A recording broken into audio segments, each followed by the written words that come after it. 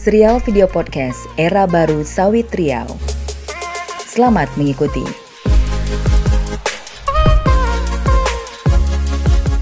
Assalamualaikum warahmatullahi wabarakatuh. Halo guys, halo sahabat Green. Saya Maggie, kita bertemu dalam serial podcast Era Baru Sawit Riau. Kali ini saya dengan Bapak Suryono. Halo Bapak Suryono. Halo. Sehat Pak? Alhamdulillah. Cium aja. Anggap saya enak aja Pak. Iya. Kali ini kita berada di serial podcast Era Baru Sawit Riau, menggali inspirasi, pengalaman dan solusi dalam tata kelola sawit Riau yang berkelanjutan. Oke. Saat ini Maggie sudah bersama sosok yang inspiratif, seorang petani Riau yang memiliki prestasi dan inovatif, memiliki pengalaman cemerlang berbicara di forum KTT Perubahan Iklim di Maroko. Beliau adalah Bapak atau Mas Suryono. Kita bakalan ngobrol terkait pengalaman beliau yang semula sebagai petani sawit, yang kemudian beralih ke petani hortikultura, yang sukses menggerakkan masyarakat desanya untuk menjadi petani yang lestari dan mandiri secara ekonomi. Bagaimana cerita sukses Pak Suryono? Ikuti podcast ini sahabat Green. Jadi sahabat Green, Pak Suryono ini adalah seorang petani di Desa Pinang, benar Pak? Sebatang Barat. Ini Desa Pinang. Pinang Sebatang Barat. Ya. Pinang Sebatang Barat. Iya. 3 kata itu Pak. Iya, 3 kata. Pinang Sebatang Barat, Kecamatan Tualang, Kabupaten Siak, yang hari ini luar biasa.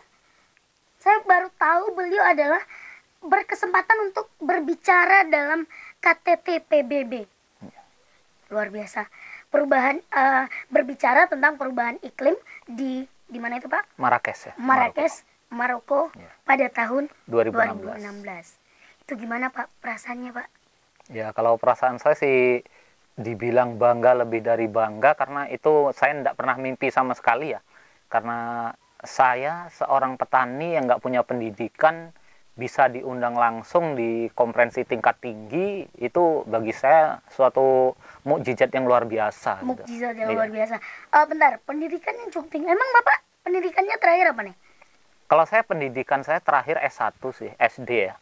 Wah, S1 terakhir. Iya, SD ya. SD. Iya. Saya S3 Pak. Iya, S3, SMA. S1. Dan seorang petani yang taman SD Pak? Taman SD. Taman SD, sempat SMP? SMP sempat sih, karena orang tua nggak punya biaya, saya hanya sampai kelas 1 pertengahan saya berhenti gitu. Oke.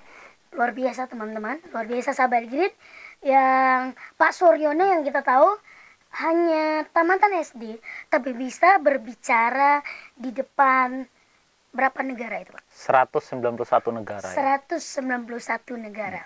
Itu Bapak pakai bahasa Perawang Pak? Kita pakai bahasa Indonesia. Bahasa sih. Indonesia? Nggak bahasa Inggris? Enggak. Wah, kira-kira Bapak tuh ngomong kayak gimana tuh Pak? Ya, Biar kita saya sebagai orang Maroko nih. Iya. Maroko itu bahasa Arab kan ya? Maroko bahasa Arab kan? ya, bahasa Iya, Arab. bahasa Arab. Coba Pak, kira-kira Bapak ngomong tuh cuplikannya sedikit Pak, biar saya terjemahkan. Ya, sebenarnya kita bicara ada transit bahasanya sih, tapi kita pakai bahasa Indonesia saja karena memang saya nggak pandai bahasa Inggris sih Ya. gitu. Jadi ya ketika ditanya saya akan jawab dengan bahasa Indonesia yang akan menerjemahkan transit bahasanya gitu. Saya pura-puranya nih Pak, saya translatornya. Iya. Walaupun saya nggak bisa bahasa Arab nih, kita coba-coba dulu aja. Halo Pak Suryono, apa kabar Pak? Ya, kalau saya jawabnya alhamdulillah, kabar Alhamdulillah. baik gitu sih. Orang ya. juga tahu alhamdulillah Iya. baik. Iya. Gitu. Terus misalnya bagaimana tanggapan Bapak terhadap hortikultura gitu? Ya, kalau menurut saya sih tanggapan tentang hortikultura itu adalah suatu pekerjaan yang sangat menjanjikan bagi saya gitu. Jadi Bapak jawab seperti itu, Iya. nanti ada translate. Iya, benar. Translate cewek apa cowok Pak? Kebetulan cewek sih. Ibu Neglan kemarin. Oh ibu-ibu, siap. Titip salam sama Ibu Neklan Pak. Oke, Pak Suryono mendapatkan prestasi tersebut karena terobosannya teman-teman beralih profesi dari petani sawit menjadi petani hortikultura dengan mendorong pelestarian lingkungan dan pencegahan kebakaran hutan dan lahan. Luar biasa teman-teman, luar biasa sahabat Green. Oke, kemudian jadi Pak Suryono menjadi pembicara di konferensi tingkat tinggi PBB merupakan hal yang sangat luar biasa dan inspiratif. Walaupun nih Pak Suryono hanya lulusan SD, namun memiliki kepedulian yang tingkat tinggi terkait pelestarian lingkungan dan juga cepat beradaptasi untuk belajar budidaya tanaman hortikultura dan pemasaran produknya. Nih Pak, Megi mau bertanya nih. Yang tadinya punya lahan sawit, kira-kira ini berarti tadinya Lahan sawit semua ya. Berapa luasnya Pak? Kalau sawit yang saya bongkar itu lebih kurang 4 hektar sih. 4 hektar. Iya. Lalu kenapa Bapak beralih dari sawit ke tanaman hortikultura? Sebenarnya gini Mas ya, kenapa Panggil sih aja aja. saya beralih dari sawit ke hortikultura? Bukan berarti saya tidak mengambil perbandingan gitu. Iya. Karena di waktu itu saya udah coba tanaman sawit yang hasilnya per hektar itu baru 1 ton per hektar. Saya bandingkan dengan saya kemarin itu coba-coba tanam sayur sih gitu. Iya. Dengan luasan yang sekian hasilnya jauh lebih dari sawit ini gitu. Jadi dan yang saya pikirkan lagi, kebetulan kita di Perawang ini kan mayoritas masyarakat itu butuh sayur karena di Iya. sini mayoritas itu adalah karyawan dan pemilik kebun sawit gitu. Nah, di situ jadi saya membaca pangsa pasarnya. Jadi saya berpikir mereka tanam sawit mustahil mereka itu tidak akan makan sayur gitu. Oke. Nah, sementara selama ini kan sayur diproduksi dari daerah luar. Bisa dibilang Perawang ini impor sayur dari luar. gitu. Oke. Jadi apa salahnya kalau saya tanam di sini kan paling tidak saya memutus mata rantai itu. Oke. Dan saya ambil perbandingan masa itu dengan tanaman bayam gitu. Tanaman bayam dalam 1 meter persegi masa itu saya tanam belum lebar sih, lebih kurang 1000 meter persegi. 1000 meter persegi dalam 20 hari itu bisa produksi lebih kurang 7.000 ikat 7.000 dalam ikat. jangka 20 hari gitu. 7.000 ikat dalam Iya, 20 dalam hari. jangka 20 hari. Itu kira-kira dikalikan berapa tuh Pak? Kalau itu saya kalikan si Rp1.000 karena harga sayur itu Ya, standar ya, Rp1.000. Jadi saya hitungkan dalam 1000 meter persegi aja bisa menghasilkan 7 juta rupiah gitu. 7 juta rupiah. Luar biasa Pak ya. Jadi yang tadinya masyarakat Perawang berarti masyarakat Perawang yang tadinya beli sayur mungkin dari luar, Iya. Pak Suryono memutuskan untuk menanam yang awalnya berarti marketnya ini untuk masyarakat Perawang. Iya, dulu. benar. Nah, lalu bagaimana sekarang, Pak? Apakah sayur dan buah-buahan yang Bapak tanam hanya diproduksi untuk masyarakat Perawang atau sudah diekspor keluar? Sebenarnya kita belum ekspor keluar sih. Untuk saat ini kebutuhan Perawang aja kita belum bisa tercukupi. Wow. Karena seperti sayur daun aja itu per hari, Ya. kangkung, bayam, sawi itu per hari itu kalau untuk pasar Perawang aja membutuhkan 10.000 ikat. Sementara kami di sini baru bisa produksi lebih kurang 4.000 per 1 hari. Itu untuk beberapa petani gitu. Jadi kita masih mengejar bagaimana bisa mencukupi target untuk Perawang dulu. Dan kita membaca ke pasar-pasar yang lain. Yang gitu. ada di luar. Iya, yang ada di luar. Mungkin gitu. suatu saat nih, Iya, udah pasti. berarti nanti misalnya kita akan kirim ke Pekanbaru. Iya, kita pasti bahkan akan mengembangkan ke beberapa sayap. kota lain. Iya. Ya semoga ya Pak ya, tanamannya juga semakin luas. Amin. Ini nanti kita beli aja Pak. Boleh. Partner kita boleh. Iya, boleh. Nanti saya kasih duit semua. Oke Pak, hortikultura. Kita lihat di sini ada pohon kelapa, bukan, ini apa? Kates, Iya, pepaya. pohon pepaya. Kelapa. Ini apa nih Pak? Ini pohon lengkeng ini. Pohon lengkeng, terus di sana kita lihat ada pohon pepaya juga. Iya. Di sana ada bayam juga Pak ya. Iya, benar. Nah, Bapak itu lebih spesifiknya ke beberapa buah dan tanaman sayur apa? Nah, sebenarnya gini ya. Saya itu memanfaatkan bagaimana lahan 1 hektar ini Ya. bisa memproduksi lebih dari 3 hektar lahan yang standar. Caranya bagaimana? Yaitu saya akan tumpang sari. Jadi saya bisa dapat produksi harian, saya dapat produksi mingguan, dan saya akan mencari juga produksi tahunan gitu. Iya. Nah, jadi karena ketika kita ingin mengajak masyarakat lain, mereka tidak akan pernah tergerak apabila mereka tidak melihat contoh. Nah, jadi kita sebagai penggerak harus memberikan contoh dulu. Jadi ketika mereka bertanya, kita ada buktinya ini loh gitu. Oke.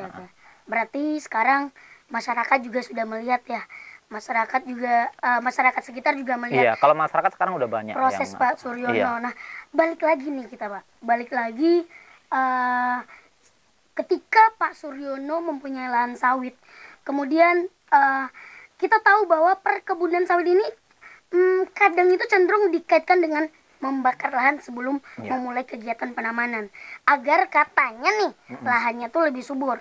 Walaupun ini sebenarnya membahayakan karena jika penanganannya tidak tepat, karena bisa menimbulkan kebakaran yang Iya, meluas. Apalagi luas kebakaran hutan dan lahan di Riau ini menjadi salah satu yang terbesar di Indonesia. Nah, jadi pertanian hortikultura ini adalah budidaya tanaman kebun yang dilakukan untuk menghasilkan bahan pangan dan sumber energi. Contoh tanaman hortikultura adalah sayur-sayuran, buah-buahan, dan tanaman bunga lainnya juga.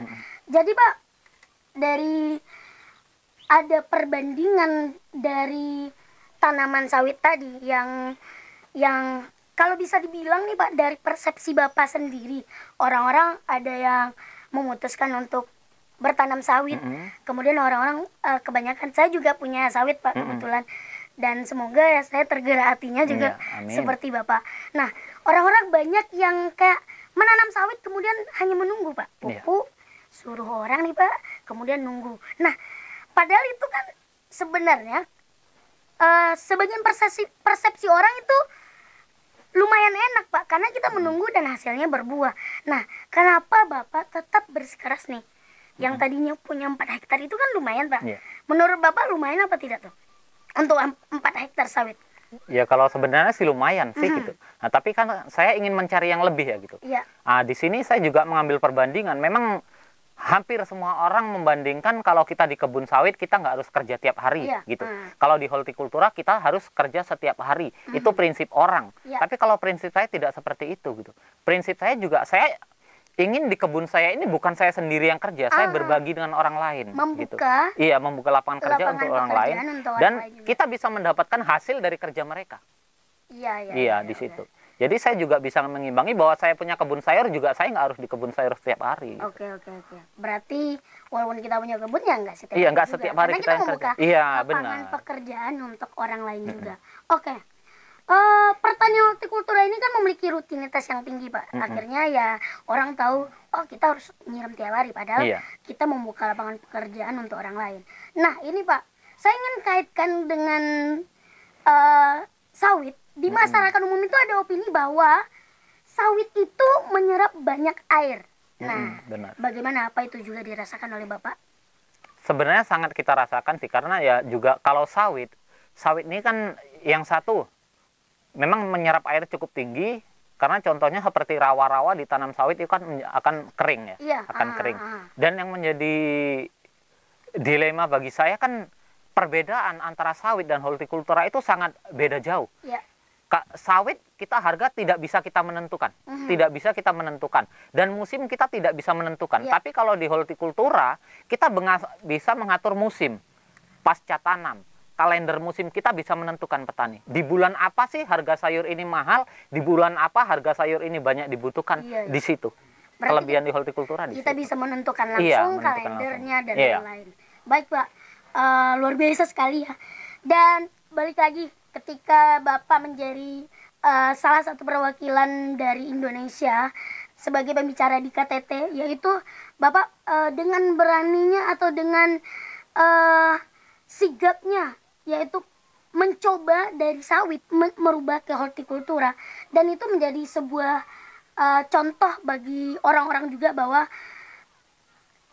ini juga termasuk ramah lingkungan ya Pak ya. Iya benar. Kita menanam hortikultura ini termasuk ramah lingkungan juga. Nah, kenapa menurut Bapak tanaman hortikultura yang Bapak tekuni ini menjadi tanaman yang ramah lingkungan begitu Pak? Ya karena bagi saya begini ya, limbah dari sayur mayur ini contoh seperti batang jagung, buahnya kita panen, batangnya bisa kita olah untuk pakan ternak, kita juga ada ternaknya. Nanti kotoran ternak kita kembalikan ke kebun kembali gitu. Dan kita sampah-sampah itu bisa kita fermentasi untuk jadi kompos dan tidak perlu kita bakar gitu. Nah kalau kita kebun sawit untuk menambah produksi, otomatis kan kita harus meningkatkan luasan lahan. Iya. Nah, kalau kita meningkatkan luasan lahan, otomatis kan kita harus melakukan perambahan hutan kembali gitu. Kalau di hortikultura, kita untuk meningkatkan produksi tidak perlu menambah luasan lahan. Bagaimana kita membuat tumpang sari misalnya di situ. Jadi kita dengan lahan yang kecil, kalau di hortikultura kita bisa dengan mudah untuk meningkatkan produksi. Kalau sawit tidak bisa. Kalau sawit memang satu tanaman. Iya, bukan berarti saya nggak suka sawit Iya, gitu. iya. Bukan. Berarti dia kalau sawit kan satu tanaman, sedangkan kita di hortikultura di 1 hektar lahan itu bisa di beberapa tumpang sari. tanaman. Iya, benar. Dan kenapa bisa ramah lingkungan ya? Karena misalnya batangnya kita bisa jadi kompos, terus dari tumbuhan juga kayak pepaya ini nggak hanya buahnya saja yang kita jual, tapi buahnya kita juga bisa proses untuk menjadi keripik contohnya. Nanas juga seperti itu, Pak. Oke. Di sini petani itu kan petani sawit, biasanya petani yang punya lahan sawit. Biasanya harus menunggu hingga 3 sampai 4 tahun. Dari mulai awal tanam bibit sampai hingga produksi. panen Sampai pertama. produksi ya. Ya, biasanya apa sih namanya, Pak, kalau buah pasir ya? Buah pasir. Buah pasir itu 3 sampai 4 tahun. Kan? Iya, benar. Dulu juga saya 3 sampai 4 tahun. Dan itu kadang buahnya bagus, kadang tidak. Kadang memang untung-untungan ya, Pak ya. Beberapa itu biasanya adalah orang yang sawit ini kadang mendapatkan bibit yang memang kesulitan mencari bibit unggul, Pak. Benar nggak? Kesulitan mencari bibit unggul, kadang udah 5 tahun, ternyata buahnya tidak bagus. Padahal pupuknya udah bagus. Tapi di beberapa juga alhamdulillah dapat buah yang bagus di 3 sampai 4 tahun. Nah, dulu Bapak itu sebelum berpindah ke hortikultura itu sudah menghasilkan belum, Pak? Dulu sawit saya itu sebenarnya udah produksi ya. Karena umur sawit saya udah lebih kurang 10 tahun. Makanya saya tahu sih berapa sih batasan produksi sawit per hektar gitu. 10 tahun itu sudah tinggi loh, Pak. Udah tinggi, udah 10 tahun sih gitu. Satu tandan itu kalau 10 tahun udah puluhan kilo juga. Iya, dia udah lebih kurang 20-an kilo sih per tandan ya. Bahkan kalau beberapa tahun itu bahkan nanti kalau udah tinggi banget, Pak, ada yang sampai 100 kilo. Iya. Nah, itu kan sebenarnya menjanjikan nih, Pak. 1 tandan sawit itu 100 kilo. Itu kan kalau menurut kita perhitungan tinggi ya. Nah, cuman kan juga kita harus menyadari sawit ini butuh pupuk yang kuat. Iya, benar. Nah, butuh pupuk yang kuat. Sementara kalau sawit ini kita harus 1:3. 1 untuk sawit, 1 untuk perawatan, 1 untuk kita. Cuman kan kadang kita ini nggak berpikir di sana gitu, nggak berpikir di sana. Dan kita juga nggak berpikir umur sawit dari mulai 0 sampai panen itu makan waktu paling nggak 4 tahun. Berarti kita menidurkan lahan selama 4 tahun. Menunggu ya, mubazir. Tapi kalau kita di hortikultura, kita tanam 4 tahun per hektar itu produksinya berapa? Nah, kalau saya kali-kalinya per tahun ya. Per tahun kalau sawit berarti kalau 1 hektar dia 2 juta, 2 ton berarti kan dengan harga Rp1.000, berarti dalam 1 tahun kan baru produksi lebih kurang 24 juta ya, 24 juta. Sementara kalau saya di hortikultura dalam 1 hektar per bulan bisa produksi 3 sampai 40 juta. Wah, luar biasa. Jadi menurut saya pribadi yang saya cari itu sebenarnya bukan lahan keren, tapi yang saya cari produksi. Produksi. Banyak orang berpikir kalau sawit kan memikirkan masa depan. Kalau saya di hortikultura, saya pikirkan masa sekarang. Orang berpikir, biar saya hidup susah, asal anak saya hidupnya bahagia. Kalau saya nggak berpikir seperti itu. Urusan hidup anak saya yang penting saya bahagia dulu sekarang. Intinya, kalau saya sekarang bahagia, anak saya ikut bahagia. Itu yang menjadi prinsip bagi saya. Jadi saya nggak pernah memikirkan masa depan, yang saya pikirkan masa sekarang dulu. Nah, itu yang saya pikirkan. Merinding saya, Pak. Nggak perlu merinding sih. Serius saya. Iya. Pasti anak Bapak bangga punya Bapak. Alhamdulillah. Bapak. Ya, di saat yang lain mungkin Bapak sudah membuka lapangan pekerjaan, sementara bagi anak Bapak adalah luar biasa. Bapak sudah sampai di Maroko, Bapak sudah sampai di Kikendi. Dan Bapak sekarang sudah punya gigi baru. Selamat, Pak. Amin. Iya kan? Bapak iya. gigi baru kan? Iya, Bapak bener. jujur, Pak. Iya, jujur. Benar.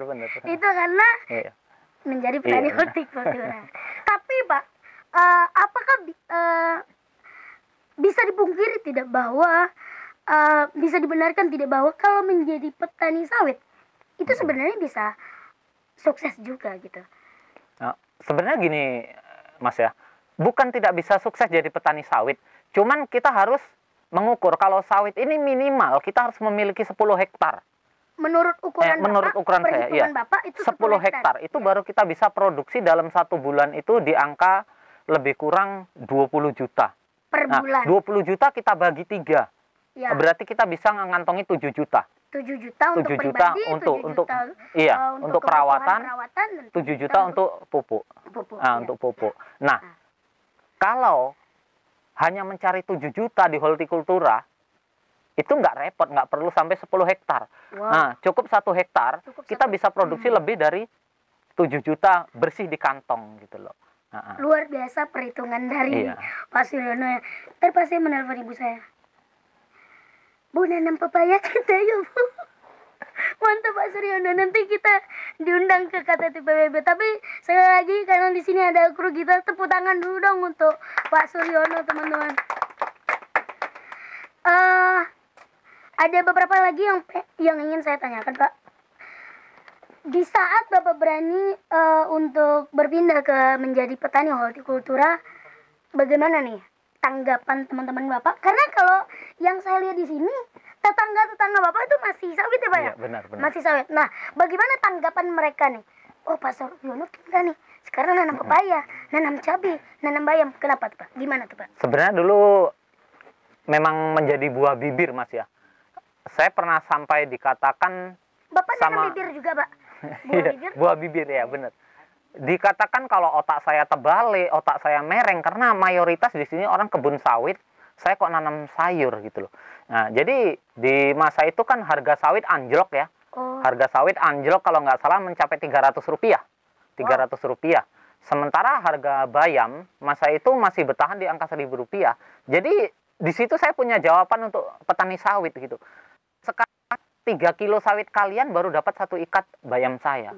Nah, kalau ukuran sawit kan 8 kali 9. 8 kali 9 berapa meter? Berarti 72 meter ya. 72 meter itu per batang bisa dapat 1 tandan aja udah hebat. Udah hebat ya.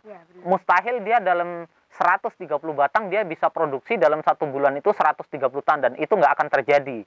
Nah, tapi kalau kita di sayur mayur, contohnya di kangkung bayam yang sepele, itu kita bisa pastikan dalam 1 meter persegi dia bisa produksi minimal 5 ikat, berarti 5.000 rupiah. Iya, benar. 5.000 rupiah per 20 hari.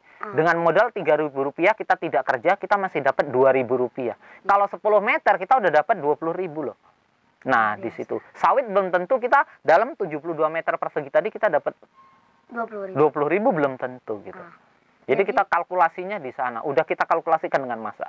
Jadi yang tadinya buah bibir, bagaimana sampai sekarang Pak? Apakah menjadi buah bibir juga? Ya kalau yang tadinya buah bibir sih sekarang menjadi buah semangka. Buah semangka ya, buah semangka. Mungkin lebih bagusnya buah melon yang lebih manis ya gitu. Karena hasilnya memang menjanjikan dan cukup banyak sih sekarang ini khususnya petani di Kabupaten Siak yang tadinya sawit, bahkan orang yang mempunyai modal beralih ke hortikultura ya. Dan mereka sering telepon saya juga, bener Pak, kenapa nggak dari dulu saya ikut jejak Bapak? Jawaban mereka rata-rata seperti itu. Berarti sekarang di Perawang, terutama khususnya Kabupaten Siak, itu sudah banyak yang beralih ke hortikultura. Iya, udah banyak. Itu karena salah satunya karena Pak Suryono juga. Nah, kira-kira mereka tahu nggak nih Pak, Bapak adalah sebagai pembicara di KTT PBB? Ya kalau untuk saat ini udah terlalu banyak yang tahu sih, Mas ya. Terlalu banyak yang tahu gitu. Pak Suryono ini artis Perawang. Orang-orang di sini minta foto. Ada Pak? Banyak Adalah. sih, ya. Wah banyak, luar biasa, beneran banyak. Karena kan kebetulan kita juga sering mengisi seminar-seminar, sering diundang untuk mengisi seminar ya. Baik itu di fakultas atau di mana kita sering juga diundang untuk menyampaikan bagaimana sih untuk kedepannya gitu kan. Nah sekarang ini kan kebanyakan gimana ya, orang banyak, saya selalu sampaikan kepada mahasiswa, sebenarnya bukan negara kita ini miskin karena kemiskinan, tapi negara kita ini miskin karena kita ini nggak mau peduli sih sebenarnya gitu. Bukan negara kita ini miskin Karena kemiskinan, tapi negara kita miskin karena tidak peduli. Negara kita miskin karena tidak peduli. Iya, tidak pedulinya bagaimana? Kebanyakan masyarakat kita nggak peduli dengan lingkungan kita. Tanah kita subur, Ya, nah, iklim kita bagus, ya, tapi kita nggak peduli bagaimana untuk menggali hasil dari bumi kita ini kita gitu. ini. Nah, contohnya, ketika produk dari petani melambung, aha, pemerintah impor, ya, kan harus ya karena masyarakat harus makan. iya, Masyarakat menyalahkan kenapa pemerintah impor. aha, Nah, ketika harga banjir, nggak ada yang mau tahu nih ya. iya, Di sini saya juga menjadi dilema. Sebenarnya di mana? Yang salah pemerintahkah? Atau jajaran pemerintahkah? Atau masyarakatKah? oke, Nah, di sini benar harus kita kembali ke kita sendiri gitu. Ya, agar kita produksi kita itu tidak selalu naik turun, ya kita harus bisa menentukan. Karena tidak boleh dipungkiri ya, kelemahan di negara kita kemungkinan soal hortikultura, pemerintah belum punya program yang namanya standar harga. Standar harga ya, oke, belum punya. ya, Contoh, dulu di waktu saya mulai belajar bertani tahun 2004, itu harga pupuk NPK Mutiara itu baru 72.000 per karung. 72.000. 72.000. Aha, ya. Harga sayur Rp1.000. Sekarang pupuk NPK Mutiara itu satu karung udah 420.000. Wow, Harga sayur tetap juga. iya, Nah, di sini kita harus siapa yang disalahkan? iya, ya. Harus siapa yang disalahkan? Harga Nah, pupuk naik, tapi harga sayur, harga Iya. buah-buahan tetap. Iya, tetap. Yang salah di mana? Iya, iya. Karena apa? Ya masyarakat tadi, satu, masyarakat tidak bisa membaca kalender musim. Aha, aha. Petani kita banyak menjadi petani ikut-ikutan. Iya, iya. Orang nanam rambutan. Iya, nanam rambutan. benar. Harusnya Ah, petani kita juga bisa membaca kalender musim, kalender tanam jadi di sana. Iya. Pak Suryono juga membangun ini semua, menanam ini semua dengan kalender. Iya, tanam dengan juga, kalender Pak. musim ya. Kalender musim. Oke, semoga ya Pak ya, dengan video ini atau mungkin Bapak sudah membicarakan juga di luar sana, semoga pemerintah juga, kita berharap bisa menentukan standar harga. Iya. Karena memang Benar. benar-benar tidak masuk di logika sih sebenarnya ya. Dari tahun ke tahun Iya, harga sangat, sayur yang sangat. cuman segitu bahkan turun, tapi Iya, harga benar. pupuk yang tiap tahunnya makin naik. Makin melonjak, Ya, ya. semoga ini menjadi pertimbangan untuk kita semua, pertimbangan untuk pemerintah juga, dan pertimbangan untuk pimpinan-pimpinan negeri kita juga. Semoga ini ada arahan yang baik, arahan yang positif untuk petani hortikultura Iya, benar. kita juga. Oke, yang tadinya sudah menjadi buah bibir nih Pak, di kampung, bahkan di Kabupaten Siak sendiri, bahkan di Provinsi Riau di Indonesia, Bapak mewakili KTT, Bapak mewakili pembicara sebagai pembicara yang mewakili Indonesia di KTT PBB. Nah, pasti ada komentar negatif juga Pak ketika Bapak beralih profesi, bukan beralih menjadi petani hortikultura. Apakah ada Pak? Kalau bahasa sekarangnya tuh haters Pak.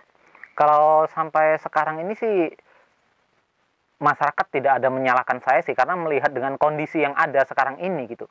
Karena banyak teman-teman saya yang juga mempunyai kebun 4-5 hektar. Ya ekonominya nggak jauh dari saya juga gitu. Jadi walaupun demikian ya saya punya prinsip, apapun profesi saya ingin jadi yang terbaik. Itu aja. Apapun profesi saya ingin jadi yang terbaik. Dan sekarang profesi Bapak adalah petani di hortikultura. Dan alhamdulillah walaupun saya petani, saya menjadi petani terbaik sih gitu. Iya, saya pernah menjadi petani terbaik kecamatan, kabupaten, provinsi, bahkan saya mendapat penghargaan nasional kan gitu. Jadi itu merupakan kebanggaan bagi saya. Sesuai apa cita-cita saya, alhamdulillah tercapai. Walaupun saya petani, tetap menjadi petani yang terbaik. Itu apapun profesi kita teman-teman, usahakan profesi kita adalah yang terbaik. Yang terbaik. Kalau teman-teman di rumah adalah petani, ya gimana caranya kita menjadi petani yang terbaik. Kalau kita sebagai mahasiswa, kita harus menjadi mahasiswa terbaik. Kalaupun kita tidak menjadi apa-apa, kita hanya seorang anak, kita harus menjadi seorang anak yang terbaik. Begitupun Pak Suryono sudah menjadi bapak terbaik, menjadi contoh bagi bapak-bapak yang lain. Dan pasti anaknya pasti bangga sama Amin, Bapak. amin. Oke. Pak, berarti komentar negatif bisa dibilang hampir tidak ada ya Pak? Kalau untuk saat ini negatifnya nggak ada. Dari awal-awal kemarin? Kalau ketika dari baru awal perpindahan. memang dari perpindahan itu sangat negatif sih, karena orang kan mustahil ya gitu. Bahkan dulu ada yang sampai katakan kalau di Perawang ini bisa tanam cabai, taruhannya leher saya. Ada yang sampai katakan demikian. Cuman ketika saya dulu produksi cabai bagus, saya nggak mau sih menuntut sih. Nggak mau menuntut. Iya, nggak mau menuntut. Karena Kenapa dulu sampai dia berbicara seperti itu? Karena mungkin kalau boleh saya tebak, mungkin karena Perawang ini panas kali ya Pak?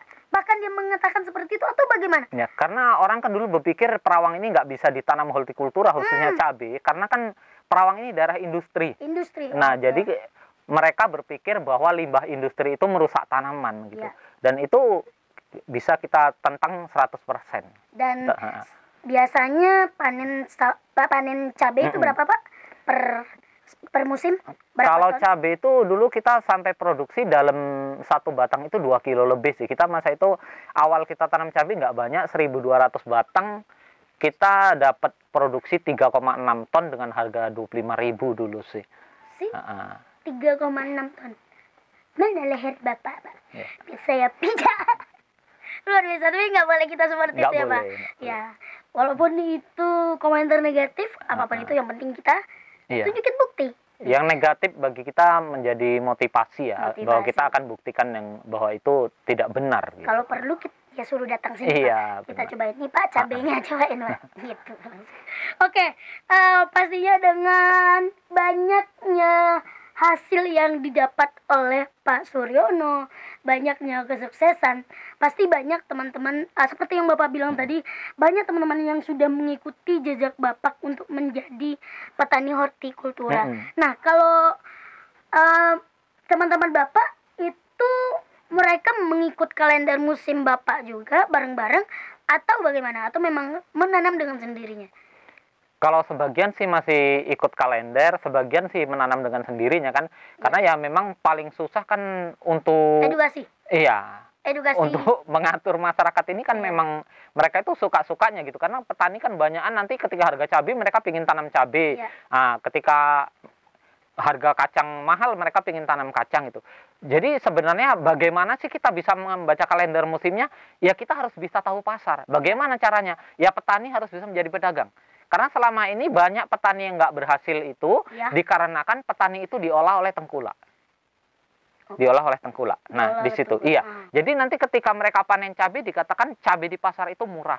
Ketika mereka panen kacang dikatakan kacang di pasar itu murah. Sebenarnya tidak itu.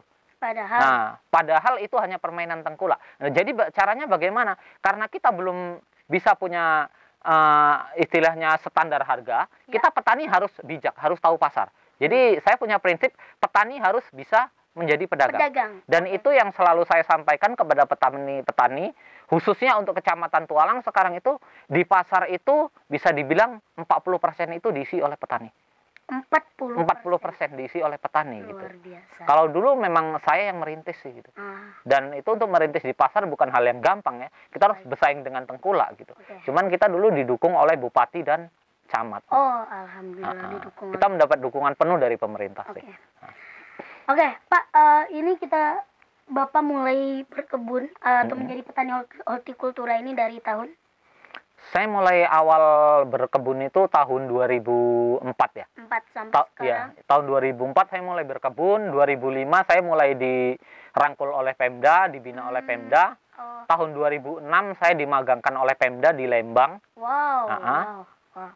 Tahun 2007 saya diberangkatkan Pekan Nasional di Palembang. Iya. Tahun 2008 saya dimagangkan lagi di Nusa Tenggara Barat. NTB. Iya, dan tahun 2011 saya ikut Pekan Nasional lagi di Kalimantan Timur. Nah, setelah itu saya tahun 2013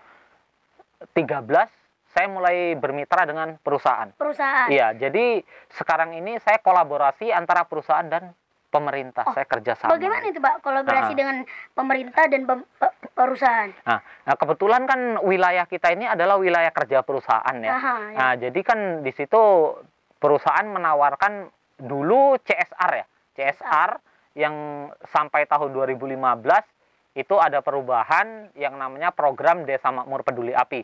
Nah, di sini saya tertarik, kenapa sih Desa Makmur Peduli Api gitu? Karena di tahun 2011, masa itu kan kebakaran luar biasa. Iya. Seluruh tanaman kami itu gagal panen. Gagal panen. Iya, karena sinar matahari tidak tembus karena tebalnya asap. Makanya saya tertarik dengan program yang diterapkan oleh perusahaan. Bagaimana masyarakat itu tidak membakar sehingga tidak menimbulkan asap. Iya. Nah, caranya bagaimana? Nah, itulah yang kita pelajari dari perusahaan. Mereka mengajarkan limbah-limbah pertanian ini dimanfaatkan untuk pakan ternak dan untuk kompos. Sehingga limbah-limbah yang tadinya kita bakar sekarang tidak perlu kita bakar lagi. Tidak perlu kita bakar lagi, dan itu kita buktikan dulu. Buktikan dulu, dan perusahaan juga menganjurkan mereka akan memberikan pelatihan, mereka akan memberikan bantuan dana dengan syarat. Petani yang menjadi binaan perusahaan itu ikut memantau titik api yang ada di desanya masing-masing. Jadi kita ketika ada terlihat titik api, kita akan cepat memberikan informasi kepada instansi yang terkait. Nah, jadi dengan demikian dari tahun 2015 sampai sekarang ini, kalau untuk Pinang Sebatang Barat nggak pernah terjadi kebakaran sama sekali. Luar biasa. Jadi dari tahun 2000 berapa awalnya? 2015. Ya, Bapak menanam awalnya dari tahun 2004 sampai sekarang 2020. Siapa bilang petani nggak bisa kemana-mana? Siapa bilang petani hanya di kebun saja? Pak Suryono sudah keliling Indonesia dan juga keliling dunia, Pak. Luar biasa. Selama tahun 2004 ya, Pak? 2004. Selama tahun 2004 sampai sekarang, kejadian apa yang paling berkesan dari tahun tersebut, Pak? Sampai sekarang. Kalau dari tahun 2004, kejadian yang sampai sekarang yang saya menjadikan guru, itu adalah kegagalan. Jadi saya pernah membaca buku, karena saya nggak punya ilmu, jadi saya hobinya baca ya. Sejarah dari Bob Sadino. Jadikanlah kegagalan itu guru bagi kamu.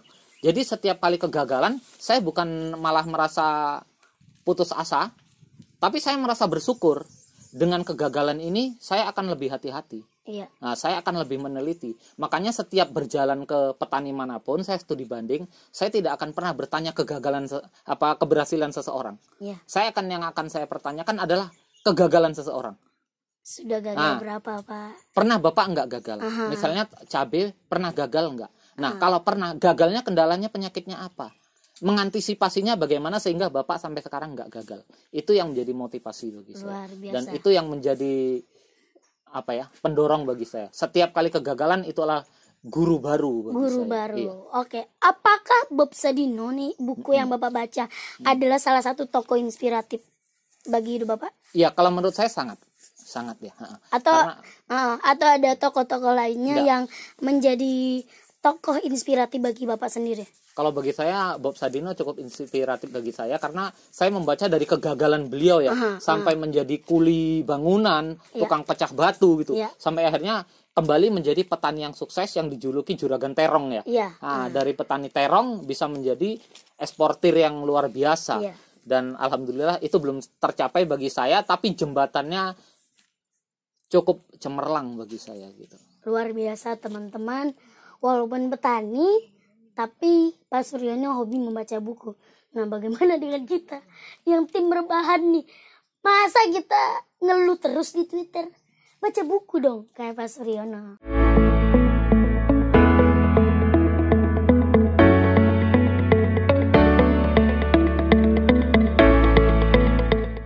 Ya, kalau kita sekarang ini tanaman sayur ya. Tanaman sayur yang tumpang sari dengan pepaya. Nah, tujuannya kenapa sih gitu? Nah, kita kan di sini punya prinsip bagaimana kita bisa dapat panenan harian, bisa dapat panenan bulanan. Nah, di situ ada pohon lengkeng yang sedang mulai berbuah, yang panennya tahunan. Nah, jadi di situ kelebihannya kita di hortikultura ini bisa tumpang sari dengan tanaman yang lain. Jadi harian kita ada. Iya, harian ada. Ayam, kangkung. Iya, mingguannya ada pepaya, nanti tahunannya ada buah lengkeng. Nah, ini kita hitung Ini ada dalam satu buah 1 kilo. kita hitung berapa buah. Nah, ini paling 3 bulan ke depan buah dari atas itu habis ke bawah kan. Berarti ke depan terus lagi. Nah, Selama 8 tahun. 8 tahun. Iya, kalau di sini 8 tahun itu contohnya udah umur 8 tahun masih produksi. Itu ya. Iya. Yang saya- Iya, masih produksi. 8 tahun itu. Iya. 1 batang itu kira-kira kayak begini Pak. Ini kira-kira berapa nih Pak? Kalau ini dia paling tidak ini 50 kilo lebih ya. 50 kilo Pak. 50 kilo lebih ya. Karena Ini. satu buah itu Satu buah 1 kilo. 1 kilo. Nah, bahkan 1,5 kilo kadang. Oke. Jadi kira-kira ini 50 kilo. 50 kilo itu ketinggian paling 1 meter. 1 meter. Berarti Selama 8 tahun kita hitung. wah, Ah, luar biasa. Kita bandingkan dengan sawit. Iya, Jauh produksinya gitu. siap. Ah. Coba.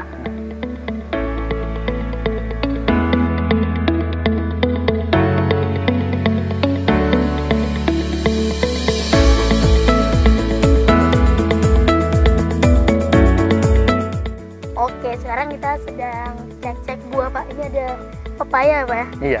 Ini pepaya dengan tinggi kurang lebih 2 meter ya Pak. Lebih kurang 2 meter. Dan di 1 meter itu biasanya buahnya itu sampai 50 kilo. Iya, benar. Bahkan berarti di 2 meter nanti nambah lagi ya Pak? Iya, berarti kalau 2 meter ketinggian udah 100 kilo. Udah 100 Iya. kilo. 3 meter bahkan dia sampai 8 tahun. Iya, umur 8 tahun sih. Berapa kilo? Kalau dibanding dengan tanaman lain. Iya, benar. Oke. Di sini kita sudah melihat bayam teman-teman. Tadi ada bayam Malaysia juga. Ini bayam kampung ya Pak? Ya, ini bayam kampung, Oh, ini bayam lokal. Kalau bayam merah ini? Ini bayam merah, udah baru dipanen, nah itu baru baru dipanen sih. Dan satu pertanyaan saya Pak. Sebenarnya udah banyak. Iya. Ini satu pertanyaan saya lagi Pak. Apa prinsip Bapak? Kenapa Bapak bertahan di hortikultura ini? Nah, sebenarnya gini Mas ya, kenapa sih saya bertahan di hortikultura ini walaupun saya sering mengalami kegagalan gitu. Nah, karena dulu ketika saya turun di hortikultura, itu dulunya kan saya buruh ya. Nah, jadi saya ketika turun nanam sayur, saya punya sumpah. Kalau mau hidup, kita hidup di ladang. Kalau mau mati ya kita mati di ladang. Makanya walaupun apapun yang terjadi, saya tidak akan pernah beralih dari hortikultura. Karena saya punya prinsip, lebih baik saya memerintah daripada saya diperintah. Oke. Nah, itu yang menjadi prinsip bagi saya, sehingga sampai sekarang saya nggak akan pernah beralih dari hortikultura ini gitu. Jadi sebelum ini Pak Suryono menjadi buruh ya Pak ya? Iya, dulu buruh sih. Diperintah orang. Iya, dan diperintah sekarang orang. memerintah orang. Iya. Sekarang kita jadi pimpinan. Gitu. Iya. Baik Pak. Ini terakhir Pak, barangkali apa pesan untuk anak-anak muda nih Pak yang memiliki ketertarikan menjadi petani? Karena Bapak juga biasanya ngisi di Iya. seminar-seminar juga kan Pak. Biasanya apa pesan Bapak untuk anak-anak muda yang punya ketertarikan untuk menjadi petani? Ya. Kalau saya sih punya pesan ya, khususnya bagi mahasiswa ya, jadilah tuan di negeri sendiri, jangan pernah berharap menjadi kuli. Kan itu. Jadi kalaupun jadi mahasiswa, jadilah apa yang menjadi profesinya. Misalnya sarjana pertanian, usahakan membuka usaha di sektor pertanian.